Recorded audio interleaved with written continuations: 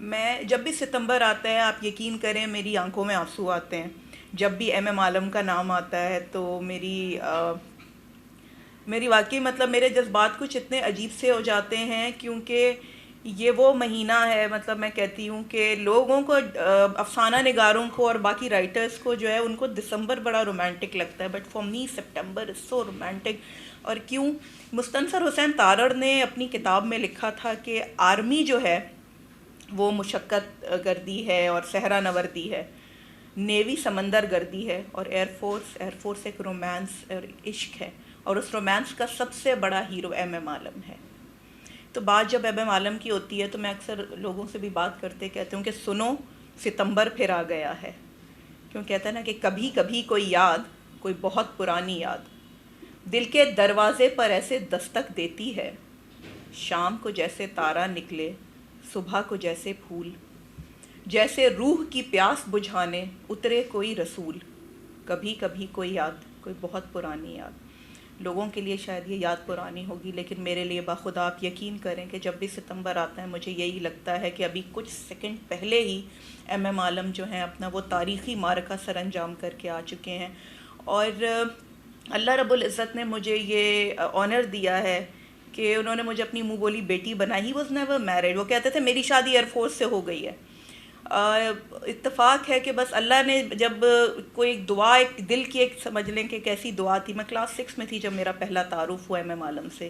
میں نے ان کے بارے میں پڑھا اور ان سے ملنے کا جو میرا ایک جنون جو تھا وہ شدت اختیار کر گیا. اور پھر ایک نجی ٹی وی چینل کے لیے مجھے یہ 6 ستمبر پہ ایک ڈاکیومنٹری بنانے کا موقع ملا، اور وہیں سے آپ سمجھ لیں کہ زندگی نے ایک نیا رخ اس کو ایک نیا رخ ملا. ایم ایم عالم صاحب سے ملاقات ہوئی، اور 2005 میں پہلی ملاقات ہوئی، اور اس کے بعد باخدا آپ یقین کریں کہ کوئی اتوار ایسا نہیں گزرا تھا کہ جب میں ان سے ملنے نہیں جاتی تھی.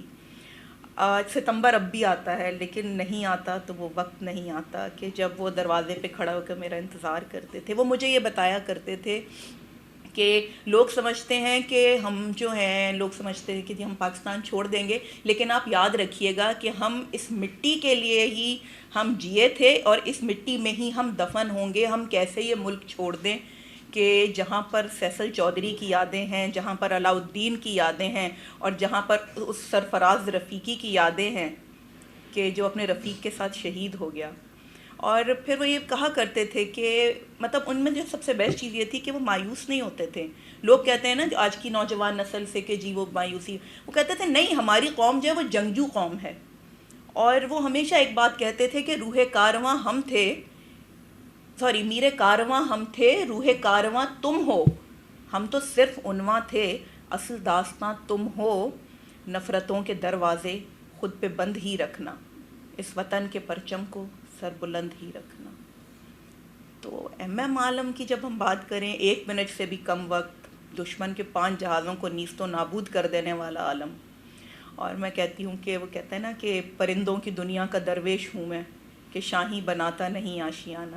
اس شخص نے زندگی میں کبھی کوئی جائیداد نہیں بنائی، کوئی پلاٹ نہیں تھا اس کے پاس. پوری زندگی فیصل بیس میں ایک کمرے میں گزاری، فیلکن 2 جو بلاک ہے وہاں پر. اور پھر جب ان کی طبیعت خراب ہوئی، جب وہ ہاسپٹل میں تھے تو میں ان سے ملنے گئی. اچھا ایک ہوتا یہ تھا کہ ان کے کمرے میں نا ٹافیوں کا ایک جار رکھا ہوتا تھا، اور میں وہ ٹافیاں جو ہے لے کر آیا کرتی تھی، اور ان کو پتہ ہوتا تھا کہ یہ ہر ہفتے جو ہے اس نے آنا اور یہ جار اٹھا کے لے کے جائے گی. تو وہ ہفتے کو ہی جو ہے نا، مطلب اتوار کو میں جاتی تھی ملنے اور ہفتے کو وہ جار رکھتے تھے اپنے پاس. تو جب میں ہاسپٹل ان سے ملنے گئی ہوں تو میں رو پڑی. تو میں نے کہا فیلکن، ایسا تو میں نے کبھی بھی نہیں سوچا تھا کہ میں آپ کو اس طرح دیکھوں گی. انہوں نے کہا بیٹیاں روتی نہیں ہیں.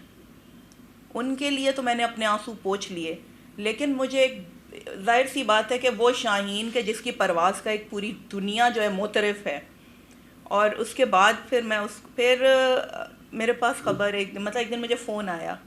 ایک ڈاکٹر صاحب تھے، پینس شفا کی بات کریں، انہوں نے کہا عالم صاحب آپ سے بات کرنا چاہتے ہیں، لیکن دیکھیں ان کی طبیعت ٹھیک نہیں ہے تو ذرا آپ زیادہ مت بات کیجیے گا.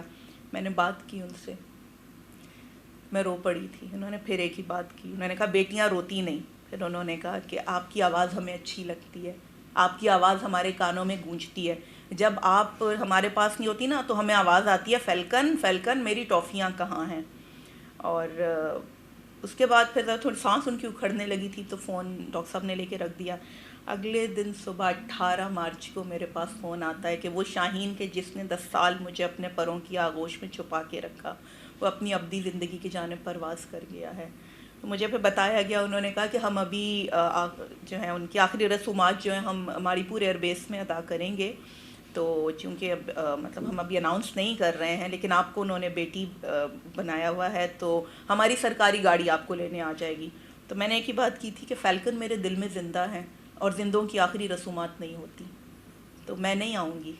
اور پھر میں ٹی وی پہ دیکھتی رہی, میں نے کہا شاید کہیں تو کوئی تو ذکر آئے, لیکن یقین کریں مجھے دکھ صرف یہ ہوا کہ محسن پاکستان, وہ شخص کہ جس نے ایک ایسا ورلڈ ریکارڈ قائم کیا ہے کہ جس کی مثال آج تک نہیں ملتی ہے, اور نارمل چیزیں چل رہی تھیں, اور اسی میں کہیں ایک بھولا بھٹکا ایک ٹکر چل جاتا کہ جنگ ستمبر کا ہیرو ایم عالم انتقال کر گیا.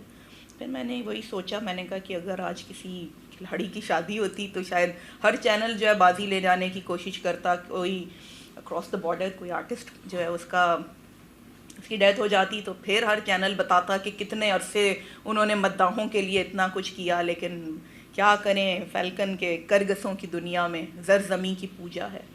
کچھ پتہ نہیں چلتا کب عقاب مرتے ہیں, کرگسوں کی بستی میں ذکر تک نہیں ہوتا, پر فضا تڑپتی ہے جب عقاب مرتے ہیں.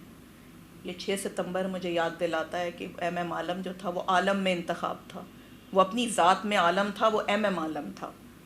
اور وہ کہتا ہے نا کہ دو عالم سے کرتی ہے بیگانہ دل کو عجب چیز ہے لذت آشنائی. تو وہ لذت آشنائی اس ایم عالم میں ایسی تھی کہ اس نے اس کو دو عالم سے بیگانہ کیا ہوا تھا. اور اقبال کے شاہین کا ہم نے صرف پڑھا ہے, لیکن میں نے دیکھا ہے باخدا, میں نے وقت گزارا ہے.